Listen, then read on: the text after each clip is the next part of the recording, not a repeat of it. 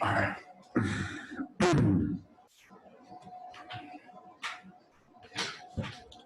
Let me go get that. I'm going upstairs. Hey, Spook.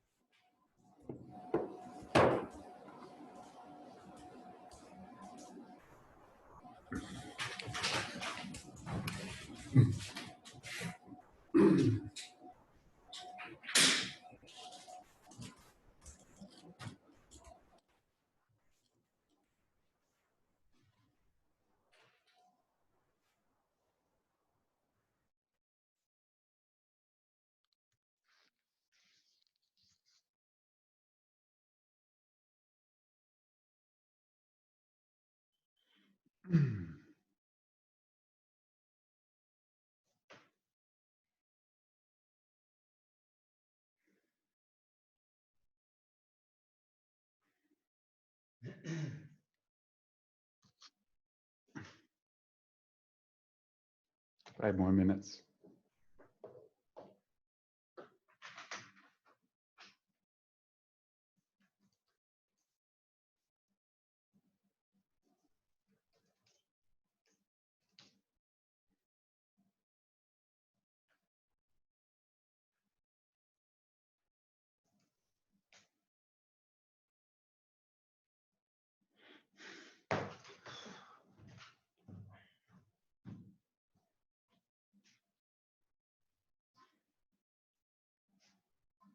Is it set up there for me? It should be.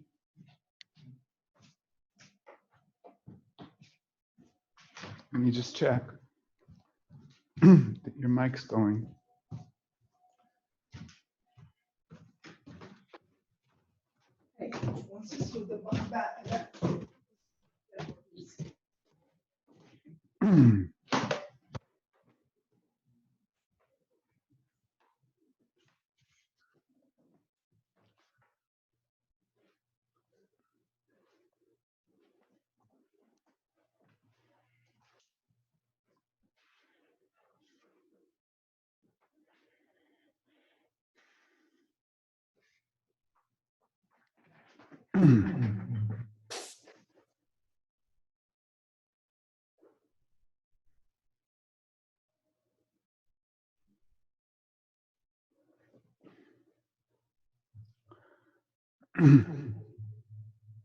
Hello.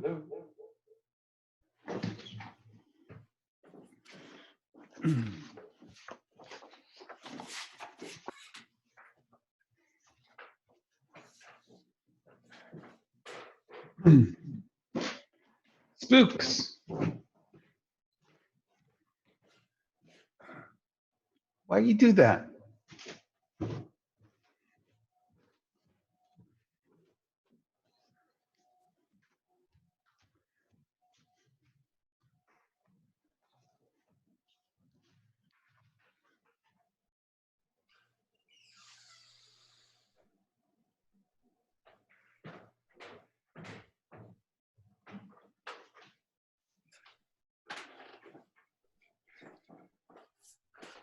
Hi, everybody. Austin's coming in now. Hey, how are you? Hey, Good morning. how is everybody? Wonderful. How are you? I'm good. I'm good. What's going on? How's everybody been holding up? Lots of pancakes and sleep. They're always eating. Well, it's not about the pancakes. It's about whether you have good syrup or not.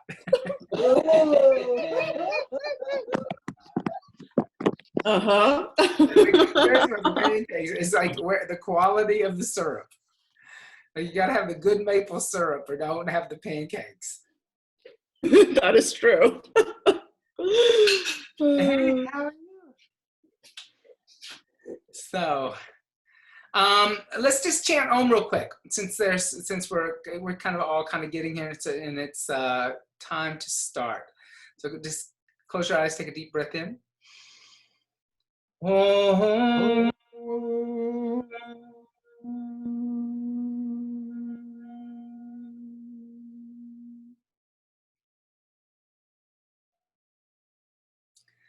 So, each week I kind of like come up with like something new to talk about, and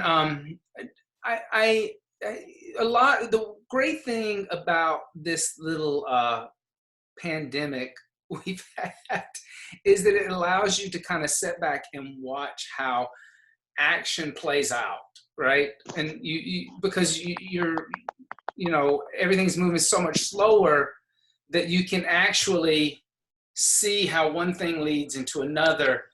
And so I thought we would talk about karma today and some of the misconceptions about karma, and how we, as especially Westerners, we start to mix the idea of sin and karma.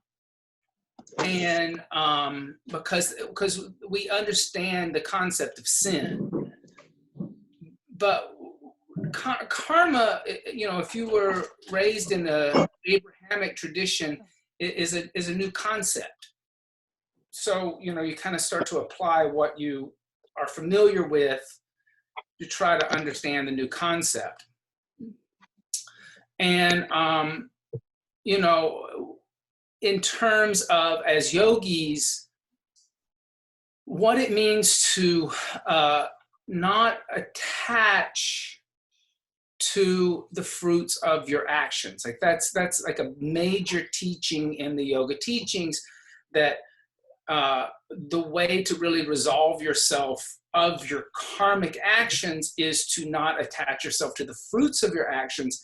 And what does that mean? And how does that play out? And how do you even start to understand that when we live in a world that everything is about, I give you something and I expect something in return. Mm-hmm. And then that idea of all of a sudden you're expecting nothing from your actions because you've surrendered your actions to a higher energy or a higher power or God. Karma, when we look at the idea of karma, it kind of in pop culture, it becomes kind of this kitschy idea of, your karma, your points of your, karma log. What is that thing? Karma, where you like look at like your credit score. Credit karma. Credit karma. and I know that even we were kind of tongue in cheek when we first opened, and we did a T-shirt that said, the karma police wants you to go to yoga. And it was kind of funny, but then when you look at it, it wasn't really funny, because it was, here again, it was like a misconstrue of like what the meaning of karma is. And so karma means action. It purely, like the word just means action. And action can come in two forms. One is to take direct action, to do something, or the idea of no action is actually action, right? To become pacifist, to become a complete pacifist and not take action or renunciate is an action. So they're both in action. And when I was introduced to karma, I was introduced through the teachings of Sharon Gannon and David Life, and I was told that there was good and bad karma. And that one could create good karma and one could create bad karma. But as I've studied, and I've studied outside of the method, I've come to kind of realize that actually there's no such thing as good or bad karma. There's karma. And one cannot predict or direct how the action will play out long term. And that idea there, that karma has no color, or it has, like I said, it can't, it's not good, it's not bad, that the only way you can, kind of become at peace with your action is to surrender the action to something higher than yourself, to not expect any fruits from those actions. And as I study more and read more, that becomes the underlying theme within these deeper teachings, that if you can surrender the outcome of the actions and not expect anything, then that becomes what doesn't allow the karma to come back to you in a negative way, right? Because that's the kind of good and bad karma concept. It's like, if I create good karma, good things will come back to me. If I create bad karma, bad things will come back to me. But even with that concept of good and bad karma, you're expecting something from the fruits of your actions. So what does it mean to expect nothing from the fruits of your action? And how do you even go about accomplishing that? How do you even start to psychologically start to think about what it means to not expect anything from your actions? Michael. But Michael's been practicing some really deep Buddhist practices. And so, Michael, what does your tradition have to say about karma and dealing with karmic actions? Morning, everybody. I hope everybody's well. Can you hear me? Is my volume? Dude, I love your mic. Yoga at noon was recorded on this microphone. I'd also like to thank Austin for shooting me a softball before I've had my coffee. Yeah, I mean, karma is a deep concept. You know, when it gets to one, my practice is a non-theistic practice because it is a Buddhist practice, right? So we take refuge in the Buddha, the Sangha, and the Dharma. So it's interesting to think, what are you offering your actions to? So I don't really have a good answer. I'm here to listen, you know, but as far as karma, we are caught in a net of it, you know, and in my practice, as far as good and bad, we look at things in the absolute, which is beyond concept and not concept, and the relative, right? So we are caught in a net of karma, and no matter what we do, there will be an outcome from our actions. So Yes. we try and develop skillful means and discriminating awareness so that perhaps we may be able to act in a way that reduces suffering of others and ourself. Right. So as far as like, I don't think in good or bad as much as perhaps overall suffering and putting others before oneself.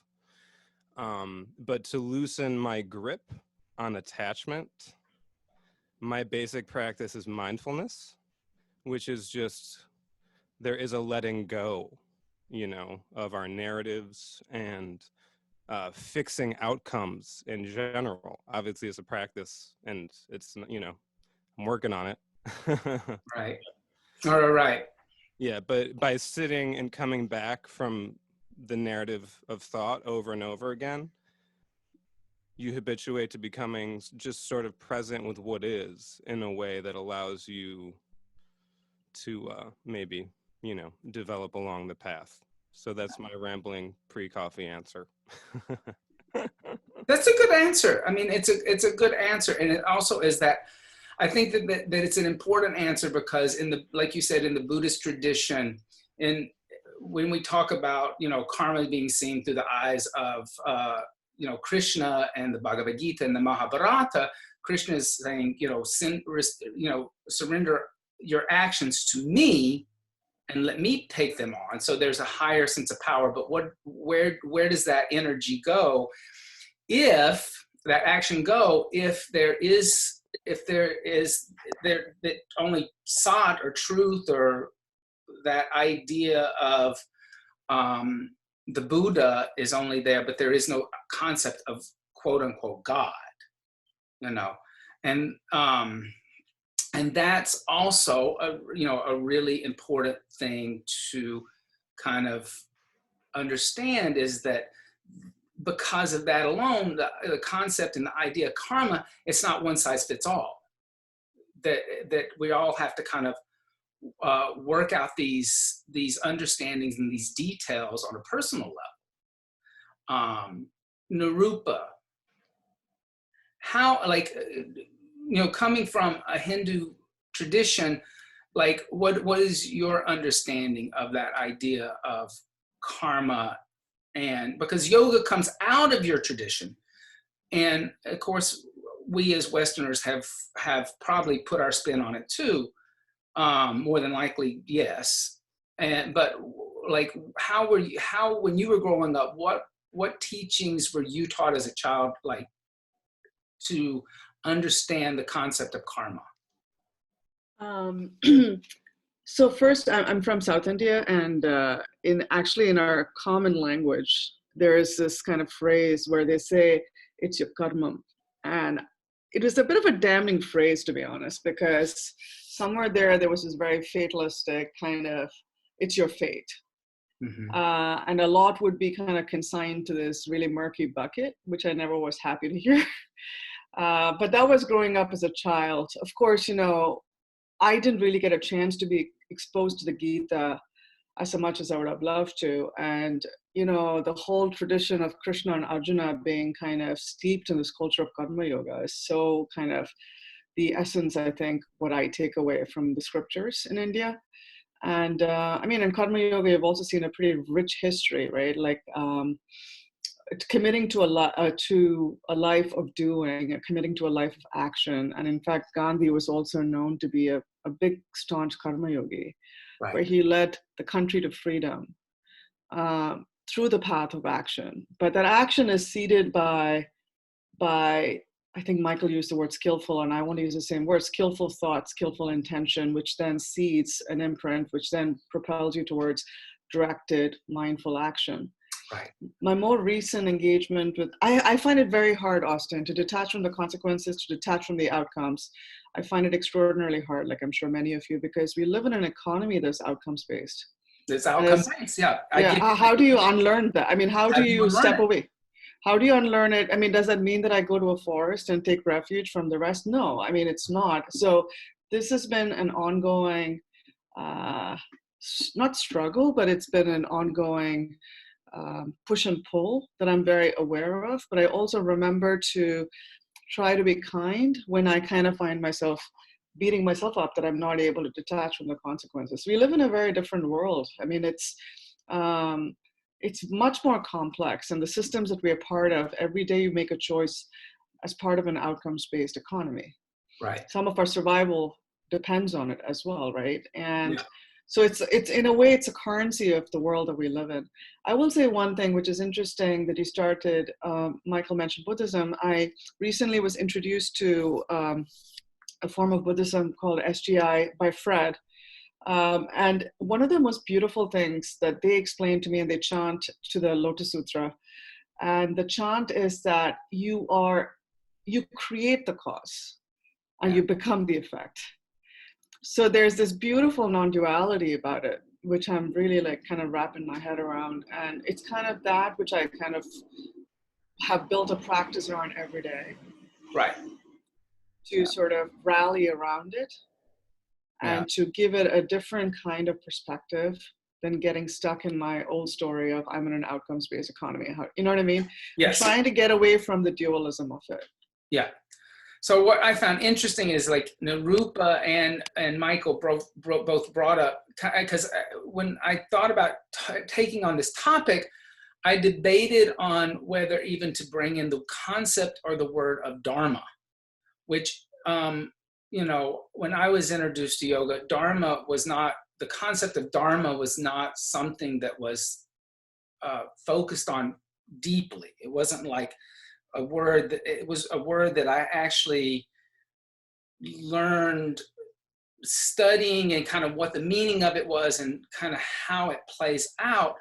But when, you know, Michael said, what is my Dharma? And then Nirupa like brought up, you know, Gandhi and Karma Yoga and Arjuna and Krishna in the chariot in the Bhagavad Gita. The next thing that kind of plays out is the question of what is my Dharma, or what is my purpose in life, or what is it that I'm here for? And, you know, that, and it's seen kind of in a cosmic sense, you know, so we can come to like, it seems to me that like, when we talk about relinquishing that fruits of the actions, that is almost impossible without embracing this concept of Dharma, right? So I like for years, I thought that like my purpose in life was to be a costume designer. And like, I was always searching for the fruits of those actions. Like, was I going to get a bigger show? Was I going to connect to a more famous director? Was I going to always work with a more powerful actor? Was I going to get a better agent? And that as that career kind of went through the whole range of ups and downs, and as I got older and I realized that that wasn't really my real purpose in life, I wasn't supposed to be working in the entertainment industry. I was able to kind of relinquish a lot of these ambitious goals, right? Because I realized that what I was supposed to be doing may take many, many years to actually play out. And I may not even see it play out. Like it may play out past my own lifetime. And so you kind of become more humble and less egotistical once you feel like you've embraced Dharma. And maybe, and like I said, when I thought about this, I thought maybe we shouldn't bring in this concept of Dharma yet, because Dharma gets into a whole nother, but since you guys immediately brought it up, it's almost like you can't talk about karma without discussing Dharma. Julie, I haven't seen you in so long. And what do you have to say about that kind of idea? I think my ability to think logically has been impeded by this physical distancing thing. So I'm loving listening. I have a hard time with Dharma because I feel like I'm still kind of looking for mine. Right. In the kind of classic sense of what is Dharma. The karma, one thing that came to my mind was the idea of mixed karma. So not only sometimes, like you were saying, it's talked about in terms of black, white, but it's also mixed. So probably most of us would have what you would consider mixed karmas, where we have a good intention, but it comes out wrong, or things like that. So it's gray, it's gray, if you will. And there's a lot of gray areas, I think, when it comes to karma. Right. And like really highly developed souls, if you will, or spiritual seekers can act with no attachment to the results. But I agree with what others have said, that how challenging that really is to be able to do that. So and a little bit I was thinking too about this idea of black and white karma, and the assignment of good and bad, and how relative that is. Because in some cases, what you're doing that you think of as a good action in another situation, another place with another person might be considered bad, or something like that. So that, the best we can do, any of us in any given situation, just do our best, to not hurt others and to try to bring peace. And even then, sometimes it doesn't come out, the way that we thought it was going to come out or whatever. But, the judgment of good and bad. And sometimes I think, though, we need to make those assignments. There, in my mind anyway, for myself, there are clearly things I could do that are bad, that are wrong, that I would not, so it's, coming into this kind of ethical conversation, I don't think we should necessarily, it is true in the purest sense, karma is just action. It's not good or bad. But I think, we are human beings living in this world that has those kinds of classifications. And I don't think we should necessarily just, throw all those things out, but try to be like non-judgmental of ourselves and others to our best ability, but also be clear in our own minds of our own kind of standards and what's good and what we consider good and bad for ourselves. Right. Lori brought up a good question. She said, isn't karma about intention? Because there's this chat thing. This is the first time I've ever had anybody use the chat on the Zoom thing. I'm like, oh my God, they can like chat. I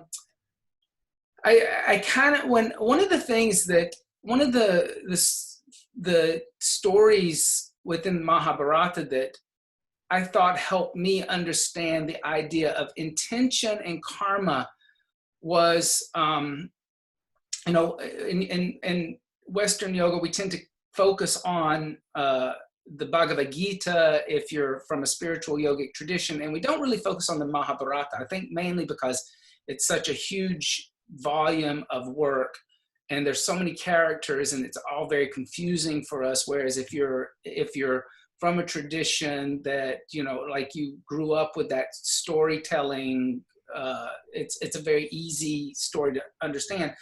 But Krishna, so there's two sets of cousins, the Pandavas and the Kauravas, and they're fighting this war, right? There's 5 Pandavas. Is it 100 Kauravas? Is it just 100? 100 cousins on the Kaurava side.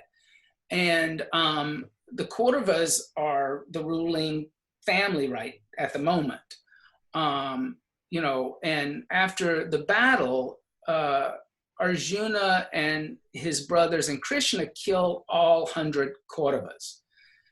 And they've done it for Dharma. They've done it to make the world a better place, right? This is Krishna's whole intention. That is, his intention is to achieve Dharma for the world. It's not just for the Pandavas, it's for the entire universe.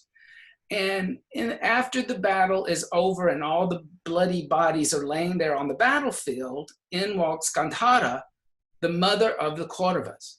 And she's their mother. She is devastated. She is stricken with not only grief, but anger and vengefulness, right?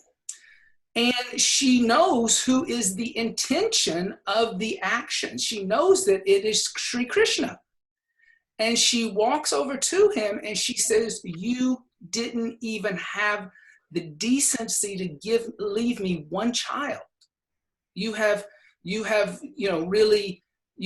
just have broken me.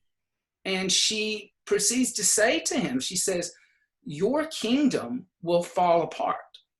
All of your children will die, and your lineage will die out, and you will die at the hands of a commoner. And, you know, and so Krishna, who is the incarnation, the supreme personality of God, could easily just kind of say, you know, poof, shoo, somebody's going to drop a house on you. He has that capability. He doesn't. He accepts the outcome of his own karmic actions, and he accepts the curse that Gandhara places upon him. So even when intention is set at its highest goalpost, there may be one person or somebody in particular that dharmic goal actually harms.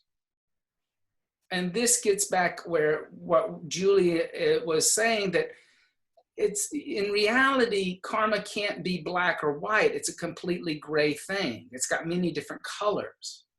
A real life story I like to think about, you know, karma is, I remember when Oprah did an episode about the meat industry, and they were talking about, you know, everything from like how the animals were treated to the slaughterhouses were filthy and contaminated. And Oprah said on air, she said, I will never eat beef again. Now, she did that out of concern, both of all these different things that were coming out in this episode. But the meat industry said that she harmed them, and they sued her, and they won. Wow. They won in court because the court said that she was such a powerful personality and had so much influence over people that by her saying that she personally would never eat beef again, she harmed an industry. Wow. And that's here again, that's a beautiful idea of somebody with the highest intention, who is kind of doing something to make the public aware, and then is punished for a high intention. And it's the law of karma. That the law of karma, it's that karma isn't like a boomerang, it's like a pinball machine. Mm-hmm. It's, and that was one of the ways I was taught that karma was. It was like a boomerang, and it's not like a boomerang. It's a pinball machine. It can go, it's unpredictable in what directions it could go in.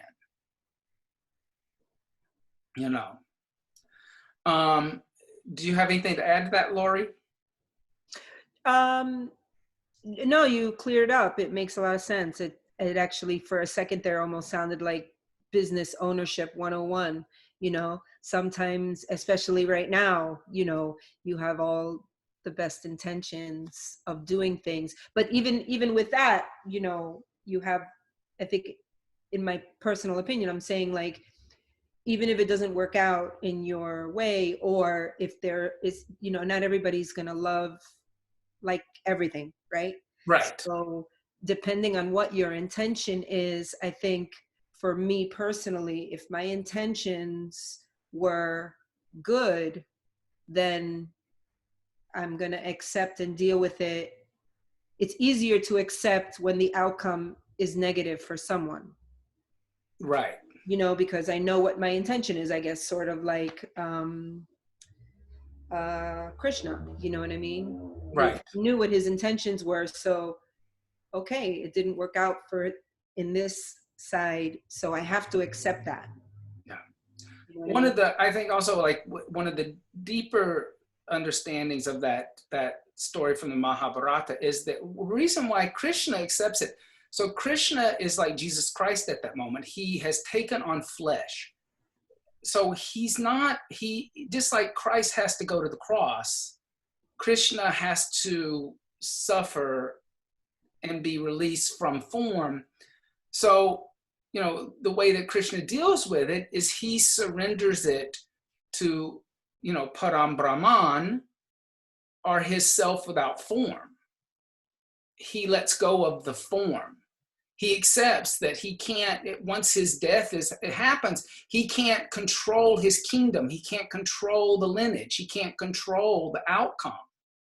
And he, in a beautiful way, when, because it's almost like this epic operatic tale of the mother, almost like Greek tragedy, the mother, like, wailing over the bodies of her children, and the hero of the story accepting his fate, that this is what the outcome is and he cannot control it. And it's very beautiful and poetic to see a form of what we are, in the story as God in form, accepting the outcome of being in form, of being within a body, that no one can escape karma, and that no one can control the outcome of time, even if you have a body. Purnima, you always Coffee. have. You having a little coffee? Yes, sorry. And you're from and you've studied a lot of different traditions also. Buddhism and Hinduism. Yes, and also being raised Catholic. And so if you came from a Western framework such as Catholicism, as you probably know Christianity too, the actions that you produce now can either damn you right?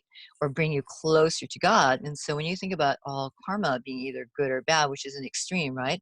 Because in yogic philosophy, there are no extremes, right? There's a middle path. And so I believe it's in the Bhagavad Gita where you can have good karma, you can have bad karmas, you can have mixed. And I think because we're in a manifest human form, our karmas will be mixed, right? So when you talked about good intentions, such as the righteous activities or action by Krishna and Arjuna, results in the death of other people, results in the destruction. Now, other people might say, oh, you thought you were doing well, but look at the negativity you caused, except that that negativity or so-called negative action has created life for other people. And I think that for now, see, some of the things I've been trying to explore more is the karmas that you've inherited from your parents, for example, Yeah. the samskaras you've inherited from your parents.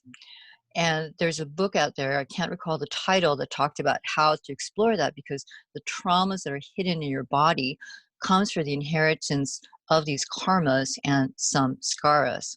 Right. And so when you think about something as a starting point for your life, why is it that you may have a hard time clarifying what your actions are? How do you set out with the intention? And my thoughts recently were, if you're going to have the boomerang thought, you're almost afraid to say or think anything that might bring you negative karma. So for example, Dharma Mitra was talking about, like, you know, how you must do good action now because you don't know, you may end up with parents who don't support you in terms of your yogic path and all these other things. And you start to becoming really afraid that you may be in that position. However, as you said about not being attached to the fruits of your actions, that's like letting your chitra vrittis influence you, right?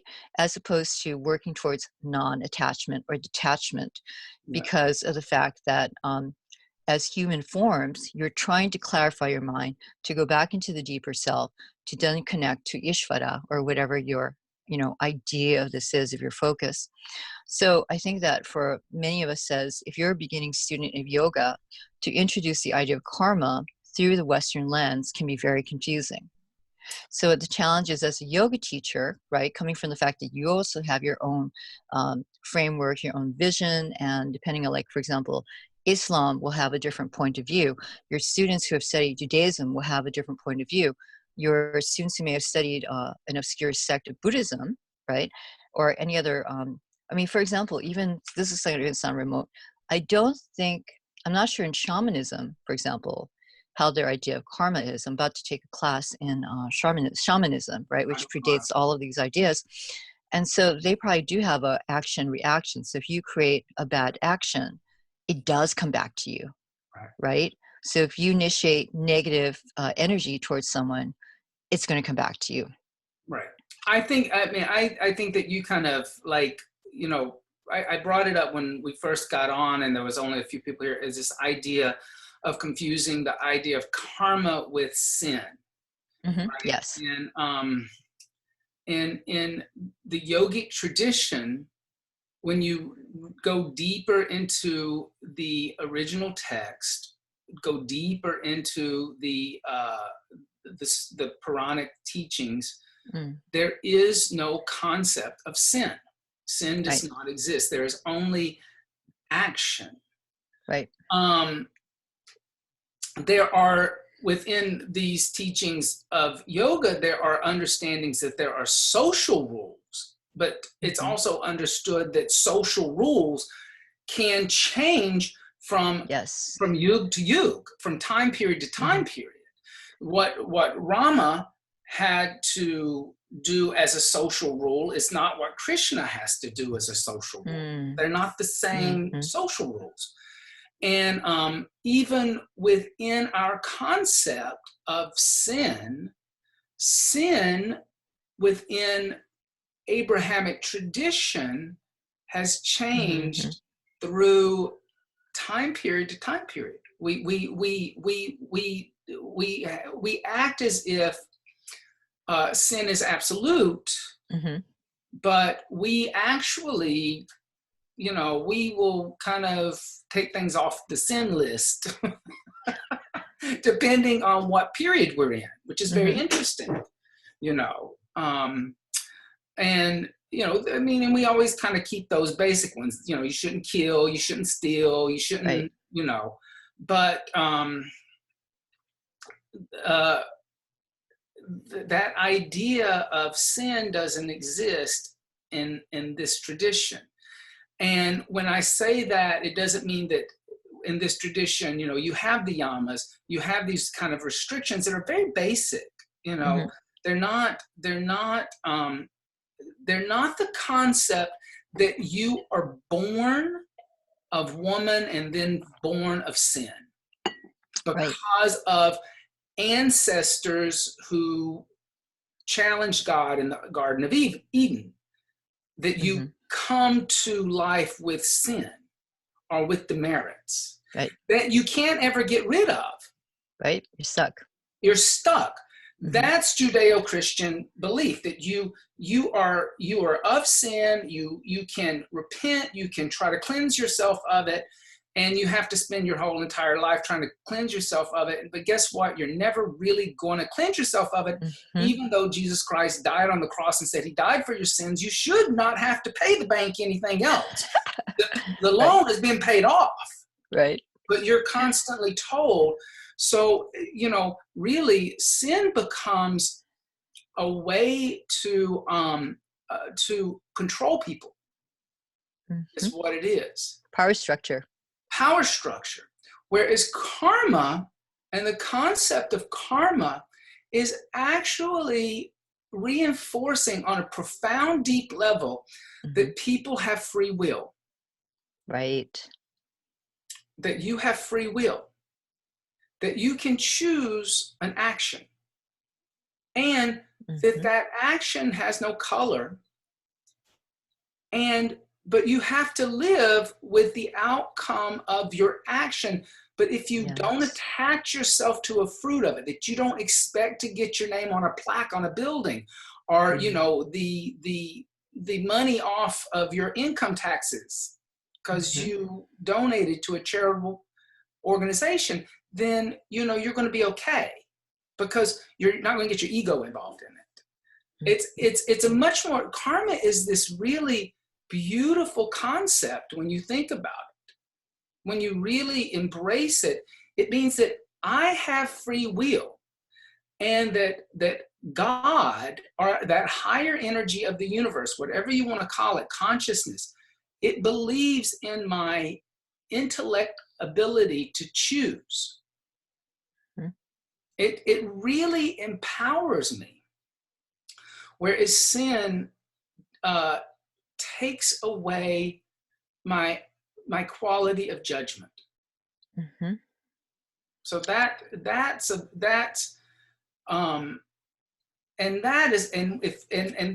probably, I think, for many of us raised in a Western tradition, is that idea of trusting the self, right? Of believing in the self and empowering the self. And that's not in our tradition.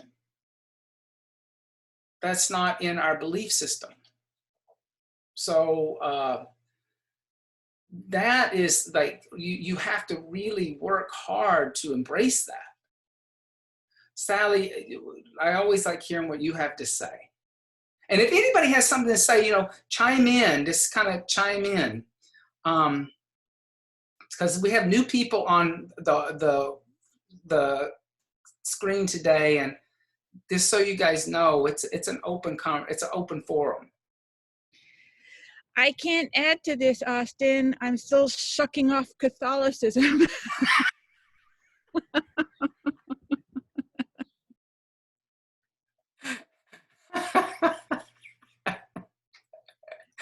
Although I'm glad I can take it off the sin list. Yeah, the sin list. I know.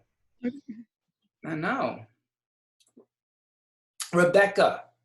I watched 2 popes the other day. Actually, I really liked it. It made me actually want to go to church, because I haven't been following this new pope, and he seems, as a Jesuit, maybe he's different. Maybe he's more of the people, and that was a breath of fresh air. But what they address in the movie, there's a particular point in the movie where the two popes take confession from each other. And it's just such a strange thing. Like, now that you've told me, you're poof, it's gone. Yeah. Yoga, that is in the yogic philosophy that I've learned of thus far, that's actually a concept. You know, like, I am reading the the Mahabharata. Right. There's no like, well, like I think that we're such thinkers right now. Like, we think, you know, or maybe that's the Catholicism, like,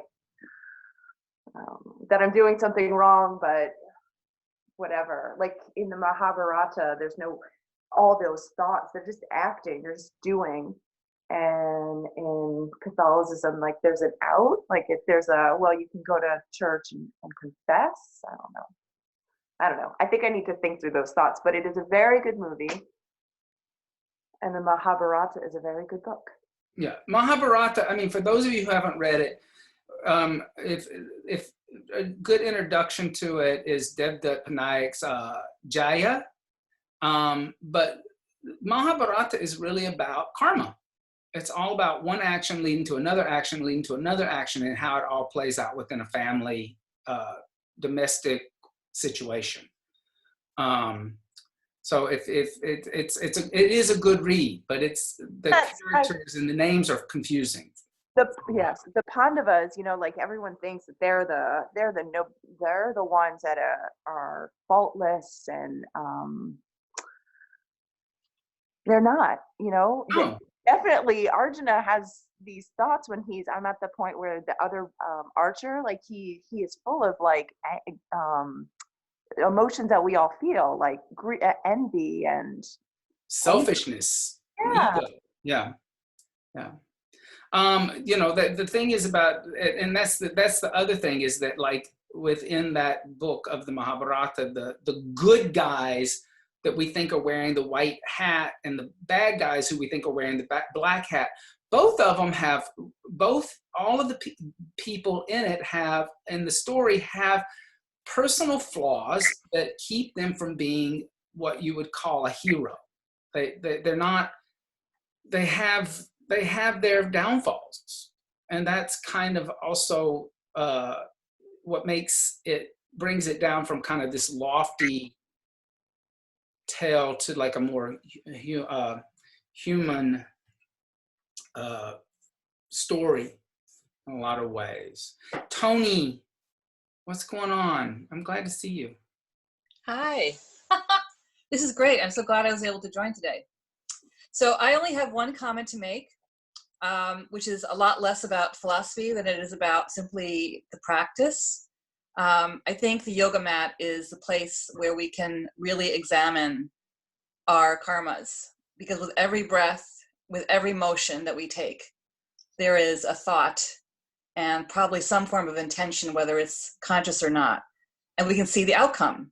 So it's the place to practice and to see, you know, where are we at? And then we take that off the mat, and it's like, you know, a really big help, because every single day, every single one of us is making choices, you know, with every step, with every breath, and we get a chance to sort of see what's going on and how's it all evolving. So stay on the mat. That's where it's all happening. Right.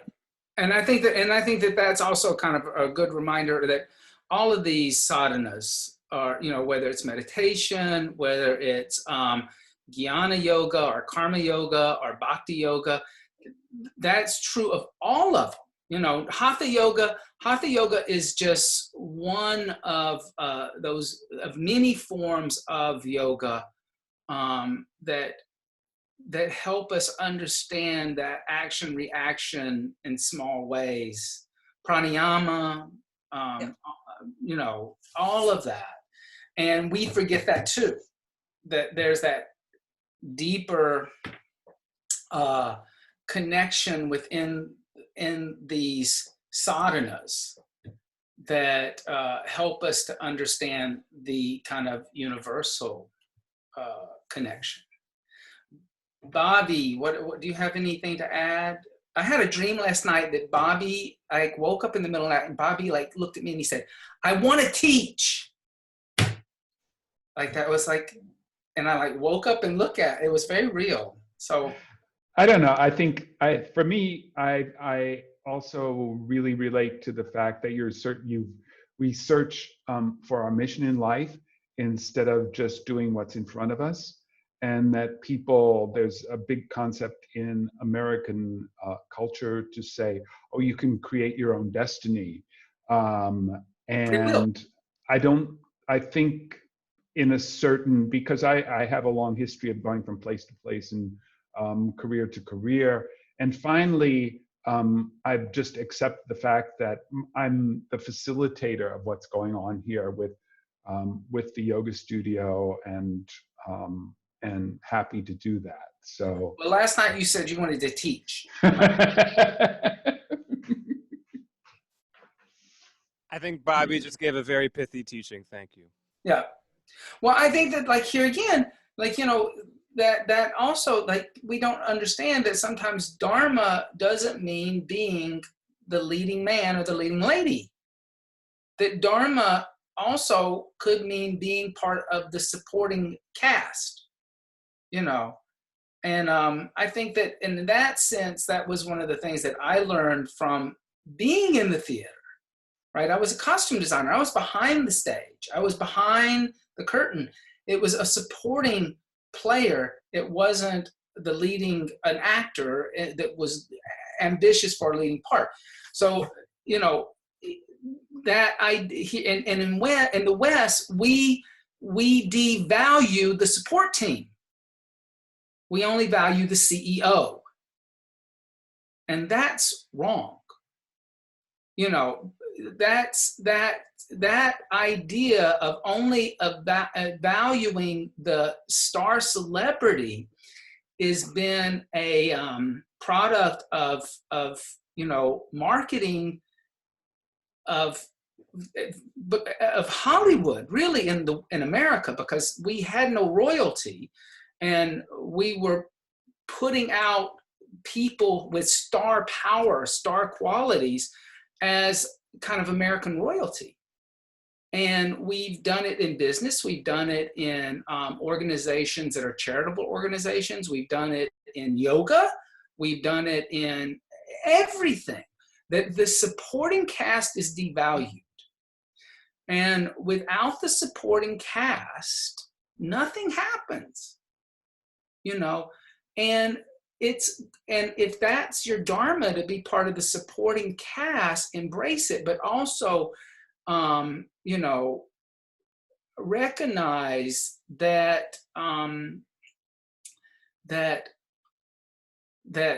idea of having celebrity status is not always the best mode of getting something accomplished. You know, that it kind of cheapens things, because you're writing everything on a single personality that may or may not be real. That may not, you know. Julie, do you have anything to add? I want to call on everybody, and like I said, if you have anything to speak up. It's Julie. I'll be a Julie that talks. What was I thinking earlier? Oh, you know, I study with Manorma, and she often says, like, to remember that the jnana yoga is the yoga of basically one question: who am I? Right? And the answer she will give sometimes is not the doer, not the doer. And we studied one of the Upanishads. I can't think of which one it was. The Cato, maybe? I can't remember. But in it, there's the story of the gods. They represent us, really.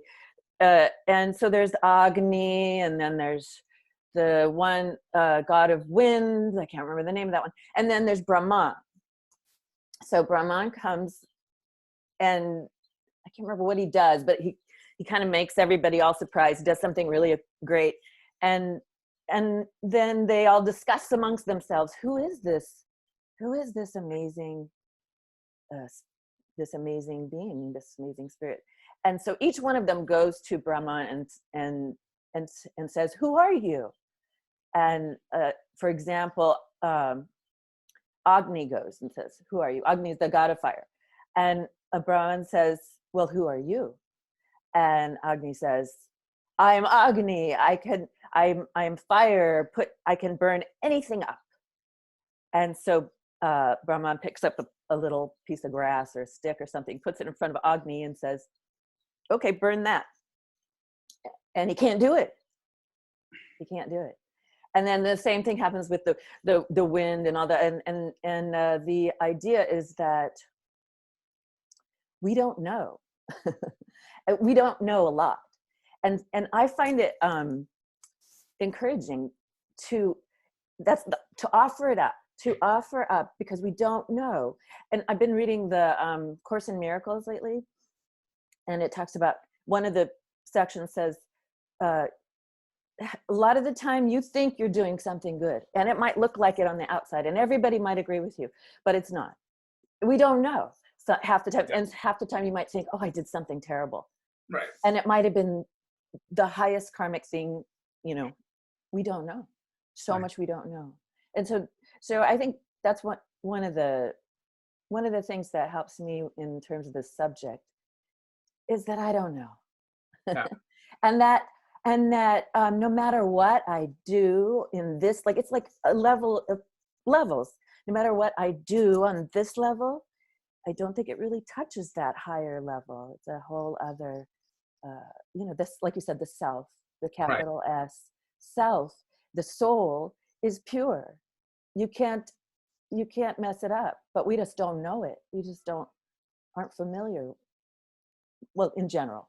And then another thing that I was thinking of while everyone was talking is, Pema Chodron, the Buddhist teacher Pema Chodron, she often says, only you know what opens you up and what shuts you down. So you have to just check in and trust. I think trust and a lack of doubt is really tricky.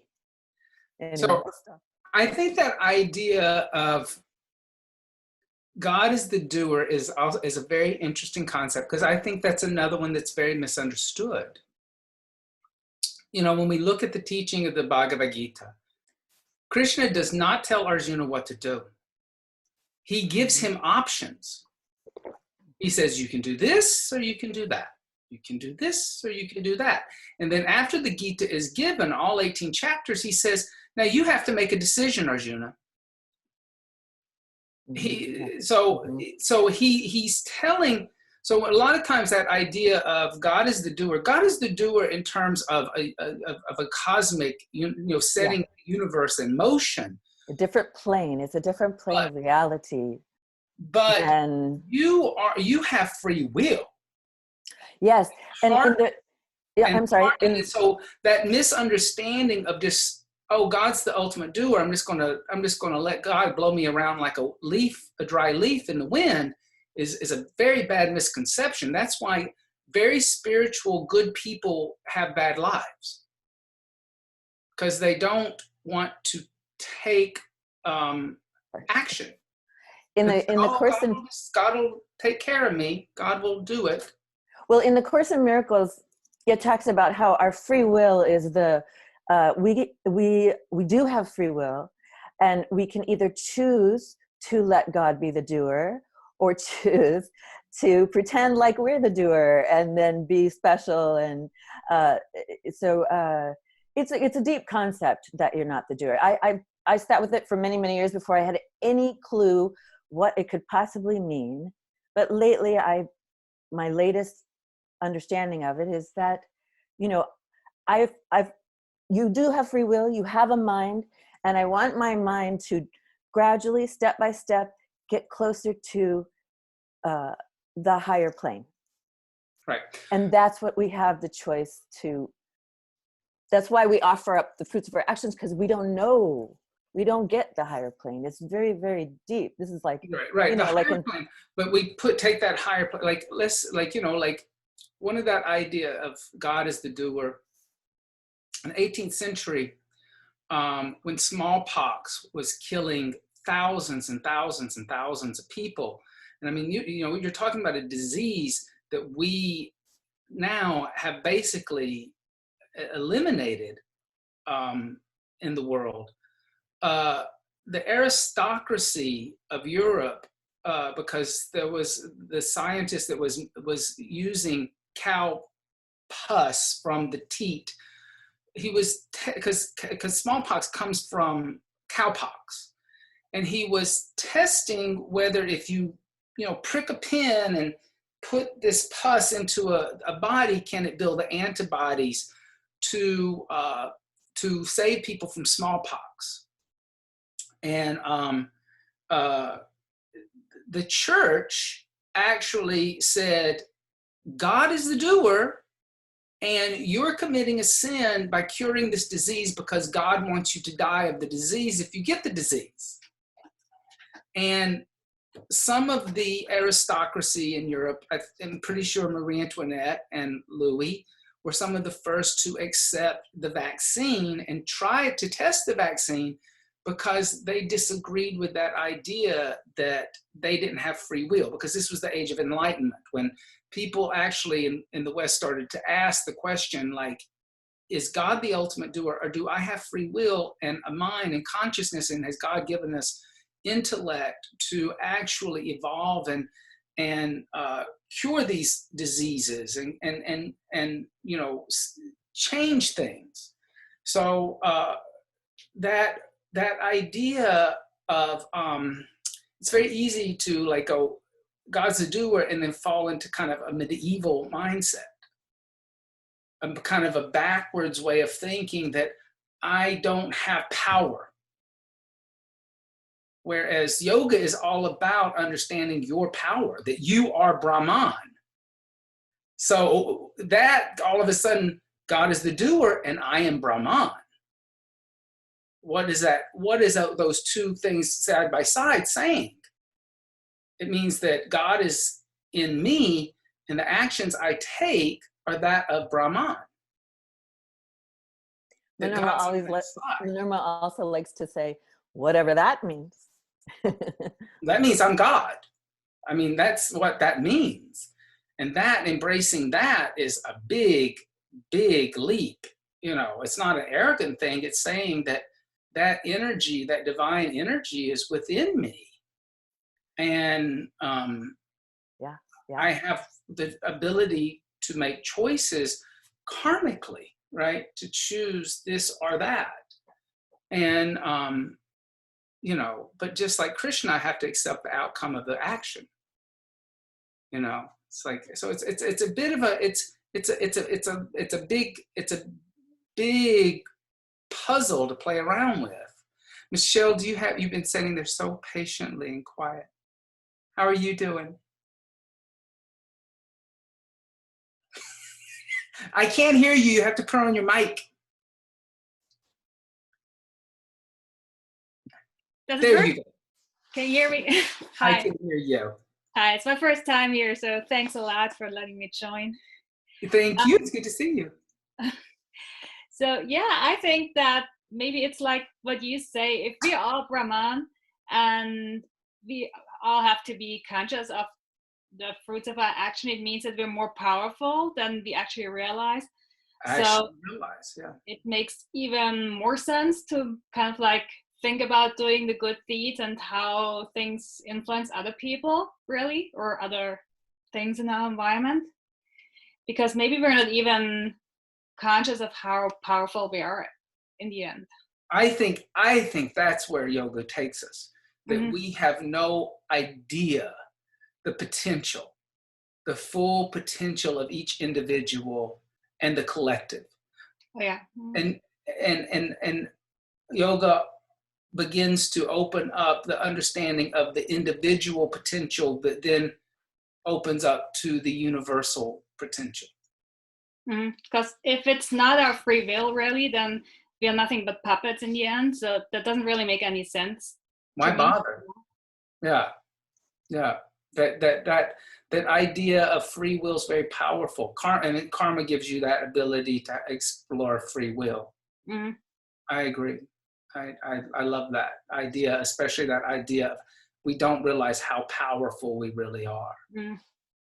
That we are capable of all kinds of things if we embrace that power. And I think often we don't realize everything because we don't see everything that happens after we've acted, really. But there's always things that happen afterwards. Simone, down here in the shadows, I can barely see your face. You're down here on your couch. How are you?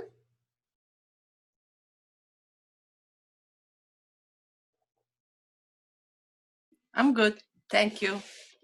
I'm enjoying listening. I don't really have that much to say. I mean, it makes me think a lot what Julie said about the unknown, you know, because I don't know, sometimes I feel like I think in a way, and then other days I completely think I mean, this is like very intense, I think, you know, philosophy, because I always had an interest in philosophy because sometimes it makes a lot of sense, but other times it doesn't make any sense. So I don't know if you understand what I'm trying to say, but it's no, I do. It's hard. So it makes me think the fact, like she said, to live and accept the fact of unknowing. It's like, I don't know. I have a hard time to explain myself, but I quite understand what everybody say. Yeah. Well, knowing with our thinking mind is different than knowing with our intuition. That's why the teachings are often sound like you said, like that doesn't make any sense. And to your thinking mind, it doesn't. So we practice so that we can get in touch with our intuition and a knowing that is beyond description. Yeah, and that's why I think it's important to me. I mean, the most important thing that makes sense to me is like the intention, because yes, you do things and you think you're doing the right things, and maybe other people, they think in a different way. You heard them, like you intentionally didn't want to hurt them, but maybe you said something that they feel hurt. You know what I mean? So as long as we do things with a good intention, even if at the end it turned out that for other people wasn't good, but you still had the good intention. Maybe when you found out that that person didn't interpret it the same way you did, so you apologize or you change, and right? Right. Nina, do you have anything to say? Yeah, it's very deep subject. I'm thinking, like lately I'm meditating a lot. And, you know, we say in meditation, we're like eradicating the samskara. And with yoga, meditation, some teachers are teaching with asanas where we're getting rid of this samskaras, which is like, what is it? Like, you can't even say in one word, but our scars or imprint. Right. I think it's subconscious. Unconscious. And so I think karma is just, we can control our karma with our actions. Like we can control things with our actions and not to protect ourselves, not to get affected from bad things. And then, so, but if you ask me what is your karma, So it's a difficult questions. Like everybody gets confused. Like that's what I do, but it's not my karma. I love yoga better. Yeah. And so then what is it? Your karma. Right. I heard somebody saying mixed karma. So maybe you can have few intentions in life, not just one stuck with one intention. Yeah, I think our intention is so important. I guess that, but I think that, like, where they were going with the mixed karma is that even with the best intentions, you can't really determine how long term an action is going to play out, because then you're trying to control it and you're trying to control the fruits of the action. Mm-hmm. So that would be that idea of that karma is a mixed.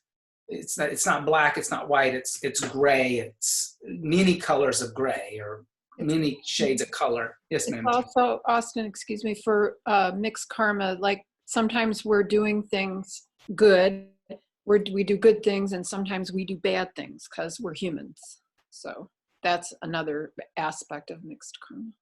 Yeah. Right. So, like the book says, like, keep on finding yourself, keep on remembering who you are, and I think it's helpful. Keep on remembering, Arjuna and Krishna conversation. Remember who you are. Yeah. Remember the intention too, like whatever your intention is. So Sam, you've been sitting up there quiet, far away from the camera. You got two cameras, actually. Yeah, because I got one for the chat on my phone and then one for. Oh. Yeah, I think we're getting to the point where we start talking about karma and not getting attached to the fruits of the action. I think I can barely hear you. Can you lift your phone up a little bit? If your phone. What if I do then? It'll be weird. Oh, because yeah. This is the joy of it. So, is that better? Yeah, that's better. Okay. So, I think when we talk about karma and not getting attached to the fruits of our labor, I think sometimes there can be, or at least there has been for me, the fear of doing anything, because what if something bad does happen? What if something good does happen? I'm not supposed to attach to that. And I think for me, what that's yielded is this idea that maybe I shouldn't be doing anything at all. And so then which is an action. Yes. And it then comes down to, do I do anything, or does anything I do not matter? Well, it does, because we live right now, our experiences through the material world. And so when we do something and we don't attach to the fruits of it, it means that things get done and we can start learning more about ourselves. But because we have to do things through the material world right now, it's a matter of taking action. And, the decision to take action is the important part. And it's the idea of someone taking the action that they hope would yield good things, knowing that it might not, and that's all that can be, in accepting that. So to not take action is a choice, but if you know that you could be doing something good, or hoping that something good, a doctor going in and trying to cure someone of this virus, even if he knows that patient might die or might pass, or that's a reality that doctor has to take. Or that he may die. That yes. He may contract the disease and die himself.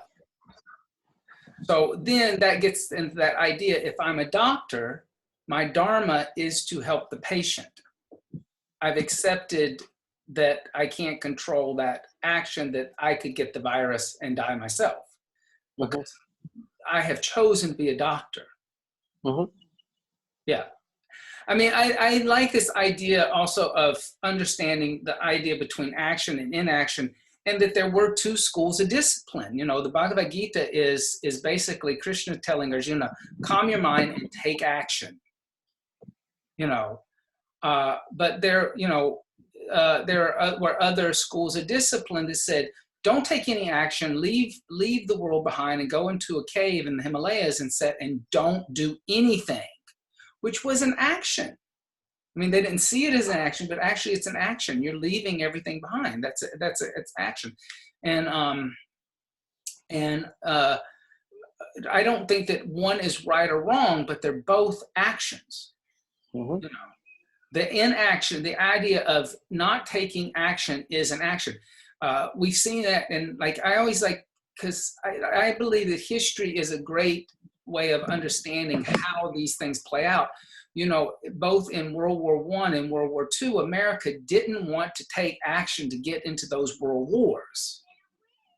And it led to somebody challenging America to get involved in those wars, right? Mm-hmm.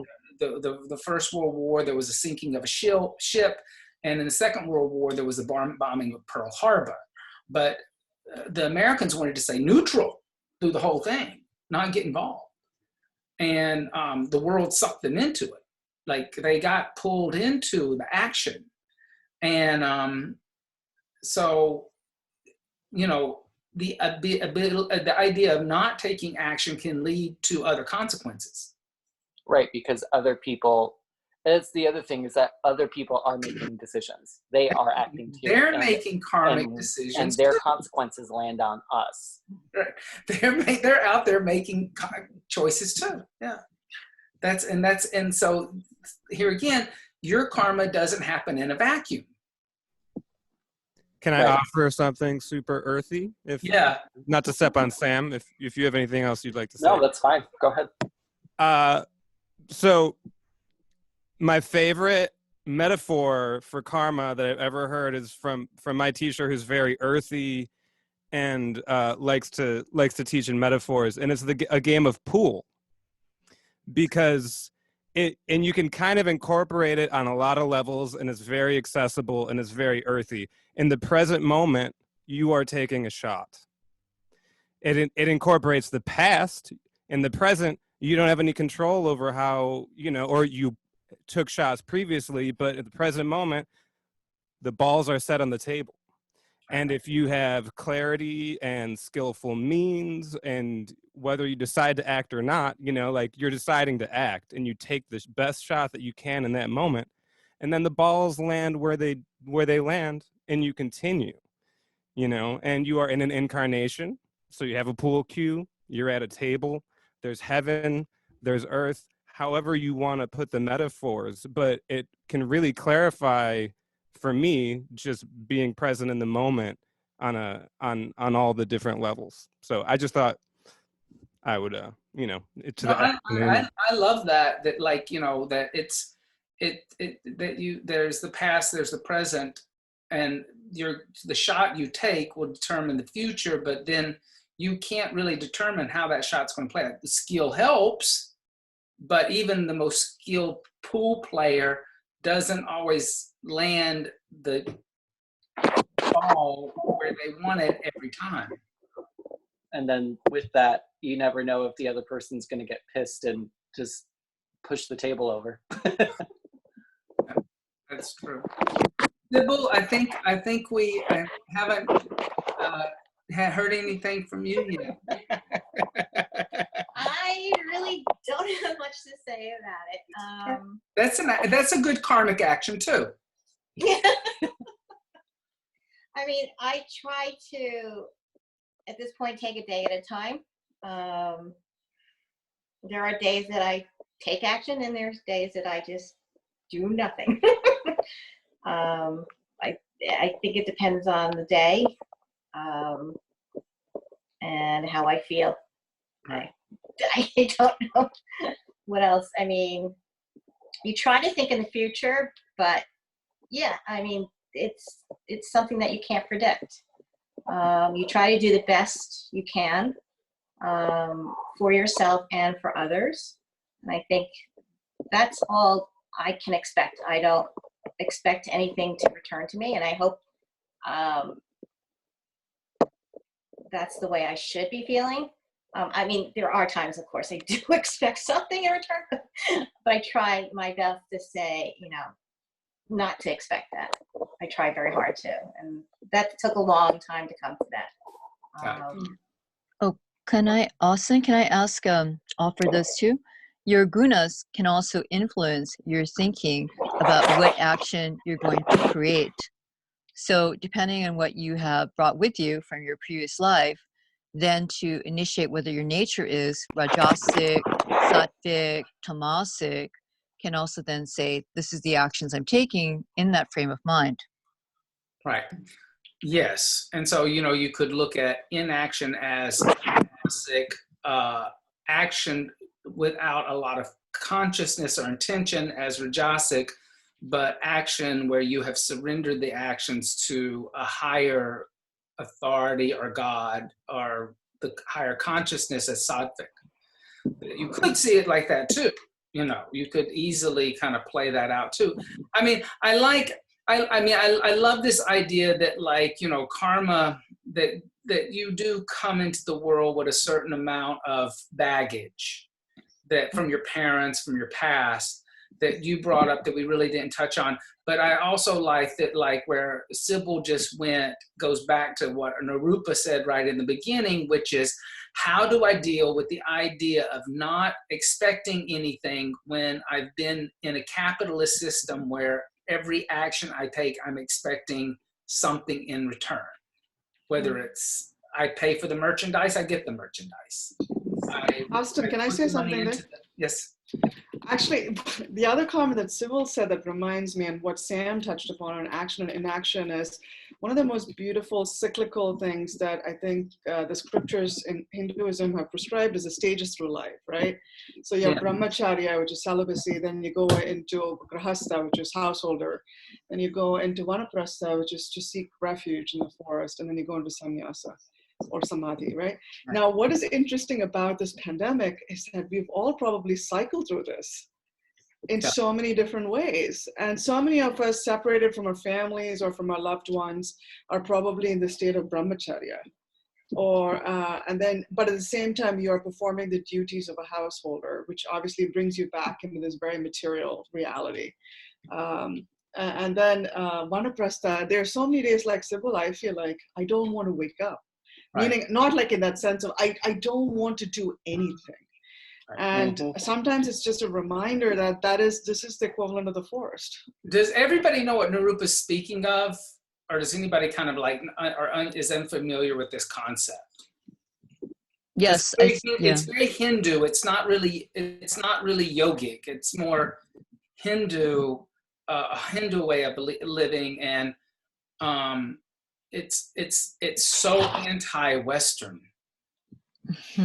Like, I mean, it's like, you know, the idea that you get a certain age and you surrender authority to your children or the younger generation and step down and let them lead. Oh my God. You know, we have people running for president that are like, they're wearing adult diapers, honey. You know, they are like, you know, we have a real hard time in the West of surrendering authority to youth.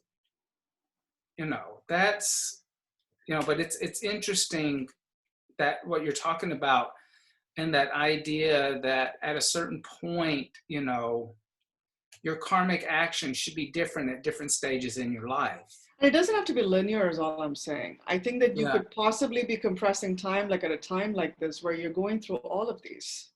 Yeah, and we've definitely experienced all of those things right now in this 9 weeks, you know, totally. We've experienced them all over the past 9 weeks. Yeah. Well, I think that like this is a really interesting topic because, you know, we've gone about 20 minutes over our hour, and I think you could just continue talking about the idea of karma and how it relates to our lives and and understanding. And I think it's something that we should continue to talk about and try to understand and not avoid the concept of it as yogis. And it's many different interpretations and how different teachers have brought the teachings to it. Everybody from Michael's teachers to Norma to, you know, some of the teachers that I'm studying with now, and David and Sharon.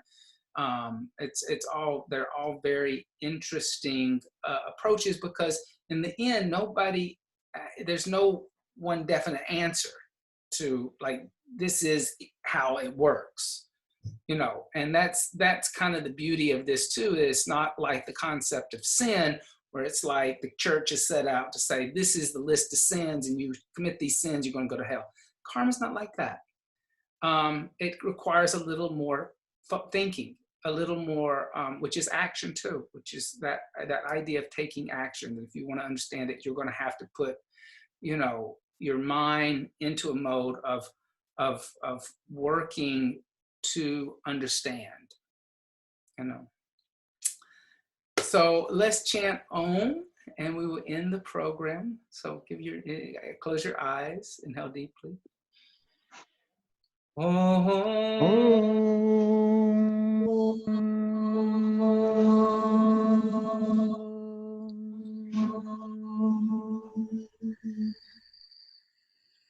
Thank you all so much for being here. Thank you, Austin. Thank you, Bobby. Thanks, everybody. I miss you. See you next week. I will post this on Facebook and YouTube. And so, and I think, is next week Memorial Day weekend? No, not yet. Is it really already? Oh, God. It is? Okay. Yeah. All right. Okay. Be love. I will see you soon. Stay well, everybody. Thank you. Thank you. Bye.